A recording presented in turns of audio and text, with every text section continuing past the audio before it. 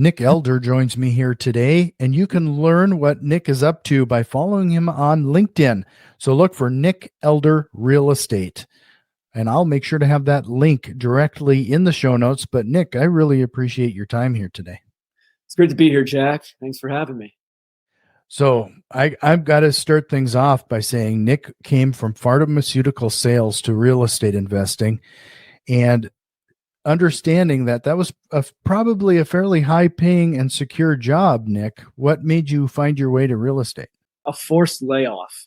So, sometimes that's what me and my buddy, we were both laid off on the same day. I had always wanted to take the leap to real estate. It's what I was passionate about. I knew that this is what I wanted to do for the rest of my life. And you're right, a high paying job made it hard to willingly and voluntarily leave. But fortunately, I was laid off now that I look back on it. And that forced layoff led me into real estate. That's interesting. I think everybody's been through it. And, I've even been through it at least once now. When it comes to that, you show up to work and you're just told that you're a great employee, but we're letting your department go. It's always interesting to see what actions people take. It's usually going to be looking for similar work, and then they're scrambling. Or some go, I'm not going to let this happen again, and they do some things and shore some things up to at least generate something passively, so it doesn't impact you the same way another time. Mm-hmm.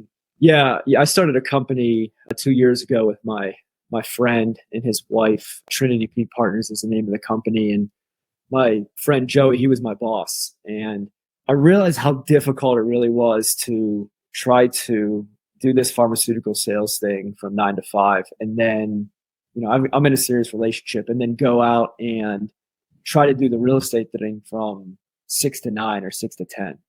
It takes a lot of energy, and, we were trying to really build something up, but we couldn't commit a lot to it. And then, it's kind of just a perfect storm once that layoff hit.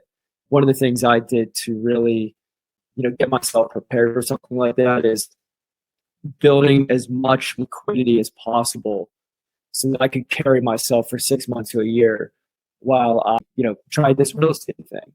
So that was one of the things I always kind of advise people to do. There's a lot of people out there that they don't want to be in their job anymore. They want to find something new. They want to change careers. And if you can build up that liquidity, get yourself to 6 months to a year's worth of income, then you'll be in a good position to take that leap, take that risk. What you really want to do. So that was the one thing that I really attribute is that ability to have saved up enough money to carry myself 6 months to a year in the event that I didn't have any income. Mm-hmm. No, that's good advice. What are you focusing on then when it comes to your real estate investing? Is it multifamily, single family homes? What are you doing? Yeah, I started off in single family. I'm 30 years old. I started my career house hacking in Denver. So I moved into a house. I rented out the other 2 bedrooms, and I just saved up as much money as possible so I could buy my next one. I started that, but now I'm at a point I don't want roommates anymore. Not something I'm looking for. And the landscape's really changing. So now I'm really focused on multifamily. I love the space. There's, I think, tremendous opportunity with where we're at right now and where we're moving. And that's really my focus. I raise a lot of capital at Ironton Capital. We invest a lot in multifamily real estate. And then I've got my company, Trinity Peak Partners, where we're under contract on an apartment complex in Northwest Arkansas. And so that's my bread and butter right now. And that's what we're really focused on. You're raising capital for that project right now? Yeah, in Northwestern Arkansas. Yep. So if somebody was interested in that, where would they go for that information on that project? Yeah, so they can just reach out to me on LinkedIn. We're finalizing some of the details for our investors right now, and then we can just connect and have a conversation via LinkedIn. Okay. How big is that project? How many doors? 25. Okay. Yeah, 25 units. Okay. So knowing what you've known now, how many years have you been doing real estate investing and you moved into the multifamily? Yeah, 2019 when I first started investing in real estate. I've been in multifamily and the private equity side since November of last year. So I've just been scaling like crazy and trying to do as much as I can right now. Right. Yeah. So knowing what you know now over the past 4 years, would you have followed the same trajectory or would you have jumped right into multifamily? You know, that's a That's a fantastic question. I would have followed the same trajectory. It's a massive amount of responsibility to be a steward of somebody else's capital. Money that they have worked very hard to earn, and they're putting a lot of trust in you to invest. So one of the things I did, my partners and I 2 years ago, we said, let's look at this multifamily thing. Let's, look at what it takes to syndicate deals. And initially we did not have the mentorship nor the experience to, I think, go out and responsibly do this. And so I took a step back and went and found mentors that are way ahead of me, that have done exactly what I want to do. I've got them in my corner now. I can text them, get an answer, within 20 minutes. And so I went out and got that mentorship. And now I feel so much more confident being a steward of somebody else's capital. So I'm glad, everybody kind of has their path. I think things happen for a reason. And I'm glad that I'm starting when I'm starting right now. The confidence factor is there, whereas it wasn't there, 3-4 years ago. Mm-hmm. Yeah. Yeah. You've mentioned there's a lot of opportunities in the multifamily space. Have you found that those individuals that you're buying multifamilies from, they're a little bit more open to some of that creative financing that you hear about in the single family homes? Oh, absolutely. Seller financing is huge right now. We launched a fund at Ironton Capital. It was a workforce housing fund in Denver. We had one of the projects was, seller financing at 3% interest only for 8 years at 91% loan to value. I mean, that, that's a very specific deal, but that is where a lot of those opportunities are right now. For example, in Denver, there's just a lot of legacy families that have just passed on these apartment buildings from generation to generation. There's no debt on them. So if you can find those opportunities, there's some great work that can be done on the seller financing side. This one in Northwestern Arkansas, it's a self-managed property, and it's a classic value add property. It's not seller financing. It's a little bit more expensive on the debt side, but there's a lot of upside that can kind of carry that debt, but yeah, creative financing is the key right now. The companies that can get the deals done, they're going to be in a good position, but it's a lot harder to get lending right now unless you can be pretty creative or if you have a really good track record. Mm-hmm. So I'm sure you have quite a few people then who approach you asking you to be their mentor now. Where do you typically point them? Where do you say they maybe should consider starting in this real estate investing journey? Yeah, I think that's exactly it, is finding a mentor. That's what I did. You can eliminate a lot of expensive mistakes by finding a really good mentor that has already had those mistakes. I've got a mentor that's a couple years older than me. I've got, a couple that are in their 40s and 50s. And if you can find a mentor and maybe just be of value to them in any way possible, you're going to put yourself in a really good position. And so that's really the first thing I recommend. And also go out there, get your feet wet. If you're if you're young, like you had just mentioned in this example, folks that are younger than me, go out, house hack, figure out what it's like to be a landlord. You're on site, find a way to save up as much money as possible. And in 5 to 10 years, to do that a couple of times, you're going to have a great portfolio that you can reinvest into bigger projects. So that's something that I also tell folks that are younger than me: house hack right away, save up money, and scale from there. It's one of those things too. And I run into a lot of people who don't even realize, at least in my part of the world, first-time home buyers can even qualify for up to a fourplex. Mm-hmm. And when they find that out, I mean, you're not going to find cheaper money than that. Absolutely. Yeah. I mean, you're going to be able to probably get the lowest rate you'll ever get, and you can leverage it at 97, 95% loan to value. And if you're in a growing market, like I'm in Denver, I mean, I made up for that 5% down payment in a year, and so that's the best way to do it. That's where I think some of the best returns are. Otherwise, for example, in my market, you're going to have to put $300,000 down on an investment property just to buy a single family rental. So that's why I always kind of recommend, house hack, start there, be a little bit patient with the process, and then scale up. Right. Yeah. I'd be curious then, you've been doing this for a number of years now. What was one of your biggest mistakes you experienced or challenges, and what did you learn from it? Yeah, my first rental, that was my first house hack. I did not do the proper screening for tenants that I should have done. And that's why there's always a system, follow the system and stick with it. I tended to be a little bit too trusting of my gut, I guess, if you will. People can really kind of put on a face and maybe they're not, like that in real life. And my first mistake was not having those proper processes in place for my first rental. I didn't do the background checks, the credit score screening. I kind of just went with my gut and I got burned on it, but it was a good lesson to be learned. That lesson being, well, two lessons being, I'm never going to self-manage my own property again. And the second lesson being, even if you are going to do that, make sure you check all the boxes, have a good process and system in place. You'll position yourself, to have a top performing rental. So those are the two lessons I learned from that mistake. Do you have all of your rentals locally there in Colorado, or do you have them across the country? Across the country. I've got one in Colorado that's on the market right now, so I'm selling it. And I've got 3 out-of-state properties, 2 in PA and 1 in Ohio that I have with partners. So on the single-family side. Sure. What made you choose those markets? I'm originally from Pittsburgh. I went to school in Ohio. There's just a lot of old homes that can be renovated, and that's what we did. We partnered with a company out there that handles a lot of that process. And so these are fix and flips. You can buy them for $100,000 all in cash. They're just old properties in great neighborhoods that need some love and care. And so that's what we're doing. We really wanted to do that to also build some momentum so that we have capital to put into more of our bigger projects. And so that's really the philosophy with our investment strategy out there.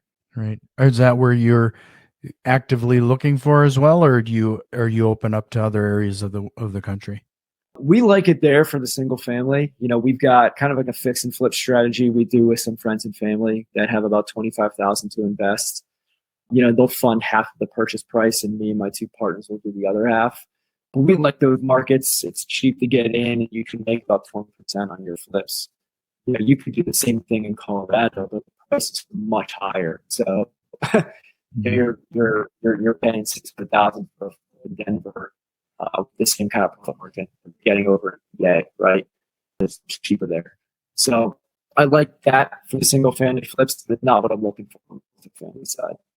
You've mentioned finding a mentor a couple times here now. Are there tips or strategies you have regarding to make sure that the mentor is a right fit or someone you should pursue? Yeah, I mean, look at their experience, and I think look at the lifestyle that they're living. That was a big thing for me when I decided not to go into pharmaceutical sales after being laid off. I looked at what's the next step in that process. District manager. Do I see their lifestyle and do I want to emulate that? Do I want to live that life? And the answer was no. It's a lot more work and you're just never home. But look at wherever you want to be. Say you want to be a big multifamily operator. See if you can find a mentor in that space and look at their lifestyle. And if you like what you see, that's probably who you want to, build a relationship with and network with.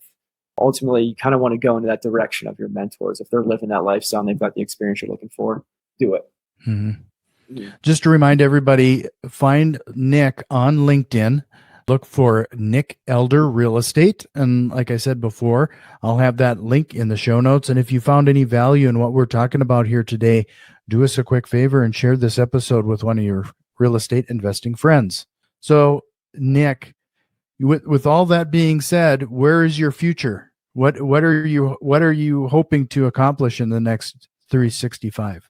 Oh, that's a great question. Great question. And next, I want to close on this Arkansas deal. I want to buy another Northwestern Arkansas property. We're taking a look at a couple other off-market ones that make sense or in that same area. It's a market that is just absolutely exploding. It seems like every investor wants to be there right now. So I want to build my personal portfolio up. I want to do 10 more fix and flips with smaller investors. And I want to get up to 50 units in Northwestern Arkansas in the next year. And then on the other side of it, Ironton Capital, the next 365 days, we're looking to cross that $100 million in assets under management mark. And I want to play a key role in getting us there. So those are my goals on both sides. What steps are you planning on taking, or what's in the plan to make sure this happens? Yeah, so with Northwestern Arkansas, everything that we're doing right now, so we need to have the capital ultimately to close on these deals. A lot of our investors want depreciation, so we're looking for projects that have high depreciation potential, of course, and of course, just projects with a lot of value add. So we're building relationships with brokers in Northwestern Arkansas right now to get that done. And then I'm also just working with some other friends who want to invest, say, 25,000, and that's going to be our focus for the fix and flip side of things. At Ironton Capital, what really helps us raise capital is webinars and just constantly educating investors on ways they can invest, how to optimize their portfolio, how to invest with their self-directed IRA. And we're just going to continue to do that. And that's going to really be, the engine that helps us raise capital for our many funds on the private equity side. Mm-hmm. So, it sounds like a lot of these projects and plans are going to be reliant on your network. What are some tips and strategies have you curated to build out your network, especially in these new markets? Yeah, that's a great question. For example, in Northwestern Arkansas, we partnered with a guy who's in Oklahoma, but he has relationships with brokers that are in Northwestern Arkansas. And so really, if you're going to go into a market you're not familiar with, LinkedIn's a phenomenal resource. There's a lot of people there that are in these target markets. Reach out to them, maybe have a conversation with them and just ask them for advice. At the end of the day, people in real estate are everybody's network focused. So everybody wants to help everybody. And, if you're looking to penetrate a market, meet somebody and network and connect with somebody that is already in that market and see if there's any value you could bring to them. I think that's a great way to potentially start that conversation. Yeah, that is very important regarding what value you're bringing, because otherwise you're just being more noise in their busy world. Yeah, I mean, look, the world of multifamily is full of partnership opportunities. Nobody is just going at this alone. I've maybe met one person that's just buying everything themselves and running everything themselves, but that is likely not the case. There's a lot of people partnering with other people. I think there's tremendous opportunity to do that. And so just find somebody that needs help. And if you got to do it for free, do it for free. But if it takes you getting experience to get to that point, then get the experience. Just go on from there. You had talked about that you went through this layoff and you were looking for ways in which to add some passive income or be self-employed. There's a lot to be said about that mindset shift that happened there to get you to dive into real estate investing. What are your thoughts regarding that in hindsight now? What did it take and what type of turmoil did you go through to make that first step? Yeah, that's a great question, Jack. I always knew that at some point I had to get into real estate. If I wanted to be successful, I had to be doing this every single day. I had to get my reps in, and I had to be just touching real estate every single day and have that as my job. What was challenging was, okay, I've got this experience in pharmaceutical sales. I was getting other interviews. I could go and just get another job that paid six figures and, I'll have a high paying job and I'll be able to invest passively. But I knew long term, I was looking for something I wanted to do, well into my 40s, 50s, even into my 70s and 80s, And when I looked at real estate, I was like, I can temporarily sacrifice some compensation for a year. And in the grand scheme of things, it's not going to matter, in my opinion. I know that if I'm passionate about it, if I find a mentor, if I form the right network and connections and partnerships and that passion comes through, I know that at some point I'm going to make it. I'm going to be doing exactly what I want to do. And the compensation that I earn will probably be way higher than what I was getting in my pharmaceutical sales job. And so I just I expanded my outlook from 6 months to a year to 3 to 5 years. And, Jeff Bezos always, he calls it the regret minimization framework. And he says, when I'm about to do something, I'm going to ask my 80-year-old self, will I regret not doing it, that one thing? If the answer is yes, then you should do that one thing. And so that's really the question I asked myself after that layoff. I said, am I going to regret not taking that leap in real estate now? Will I regret going back into my old job and my old career? And the answer to those questions were yes. And it's easier said than done because you're giving up some security, financial security initially. But if you believe in yourself and you're passionate about it, you'll get there. You just got to be a little bit patient. Okay. So just to remind everybody again, it is Nick Elder Real Estate on LinkedIn. You can learn what Nick is up to. It looks like you're pretty active on LinkedIn. Is that one of your number one social networks? It is, yeah. I've got an Instagram account, but it's not really branded, so it's the focus on LinkedIn when it comes to that. Okay. Yeah. So, you're juggling two jobs there. What's the deal there? Like, have you found this a relatively easy thing to accomplish, or are they somehow correlated? Yeah. What I really love about real estate is there's a lot of synergy with so many different aspects of real estate. You could be a real estate agent and an investor, and just naturally you're forming a big network. So you could raise capital at the same time because you're working with so many different people. So there's a lot of synergy here. I mean, at the end of the day, I go and syndicate a property in northwestern Arkansas. And what's funny is this property 30 minutes south of one that we acquired at Ironton Capital. And so for me, it's just like I want to get a bunch of experience and be as much value, to these folks at Ironton Capital who have so much more experience than me. So I love the synergy. I'm able to do them all. I mean, there's a lot more time going into the Ironton Capital side of things, and I'm working a lot on the Trinity Peak Partners in the evenings and whatnot. But at the end of the day, like I'm doing what I love, and for me, it doesn't really feel like work, to be truthful. Mm-hmm. Mm-hmm. One of the things I'd be interested in is going back to your pharmaceutical sales. I would imagine you went through a lot of some fairly intensive sales training. What are some of those tactics and skills you brought from that industry into your real estate investing? Yeah. At the end of the day, sales is so much about relationships. Of course, that's, amplified even further in real estate. But, when it comes to sales, relationships are everything. And the second thing is, people don't want to be, hard. They don't want to experience the hard car salesman sell anymore. It doesn't have to be done. People don't want to experience that. What people really care about is you helping them, giving back, being generous with your time, asking questions and really understanding their goals, their motives, what inspires them. And I've really just translated that from what I learned and what I did in pharmaceutical sales to what I do now. And I think it's just even more true with what I do now, because we're talking about a lot of money that people are investing in. Obviously the hard sell is not going to work. So you've got to understand their goals and educate them and just offer up, as much guidance and just give your energy into helping them. And if you're doing those things, like you'll win, I think, no matter what. Yeah. I was reminded of, and I don't even want to call it a strategy in a way, because one of the things I was reminded recently is we have a situation here where we were looking at a house. We do some flipping as well. And this house was something actually in the end, we don't really want.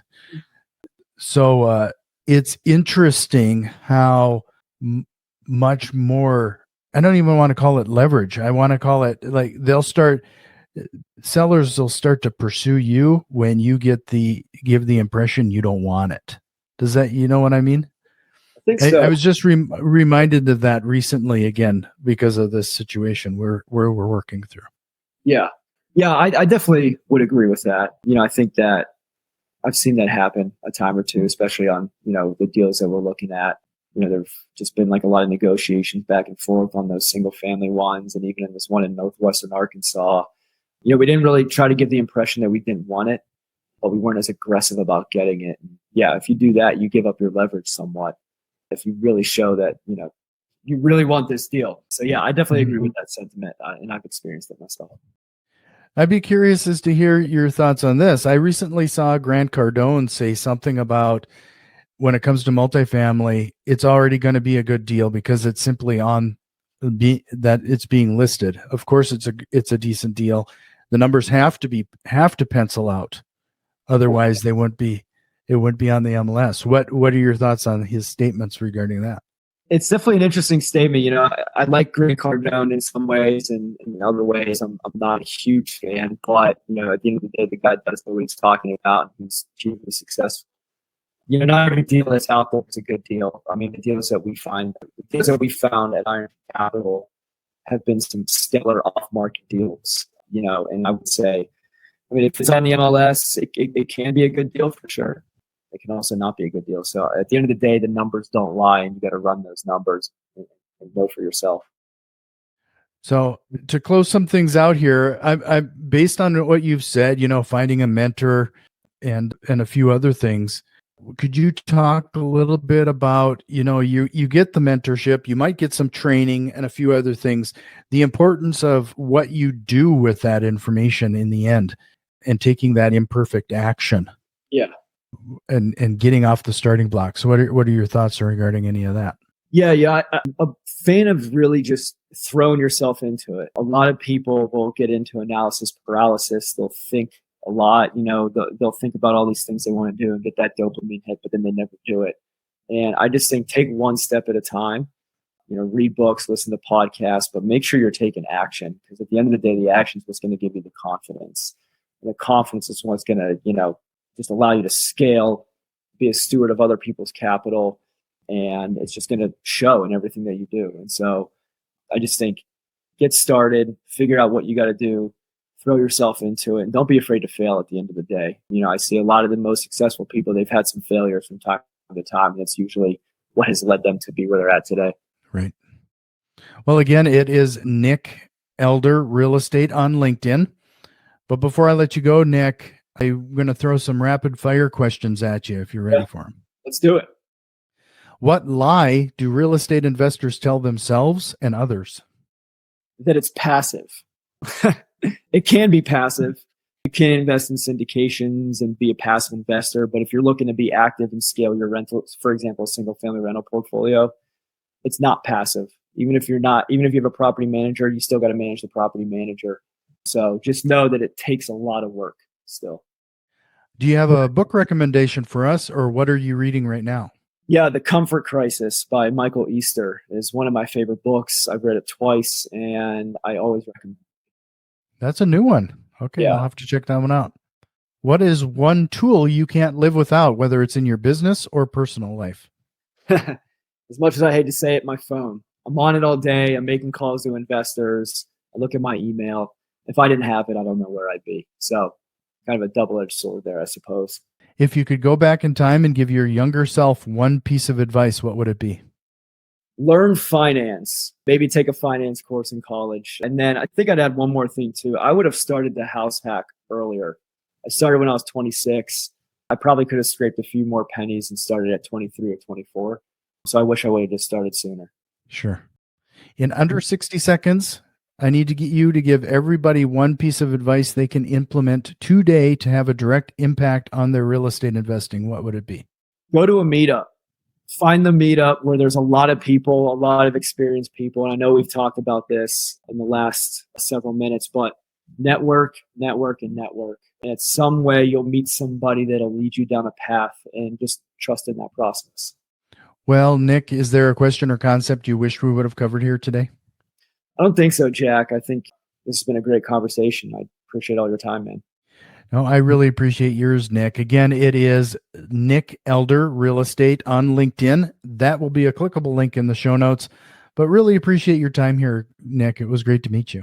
Yeah, likewise, Jack. Appreciate your time, and thanks for having me on the show.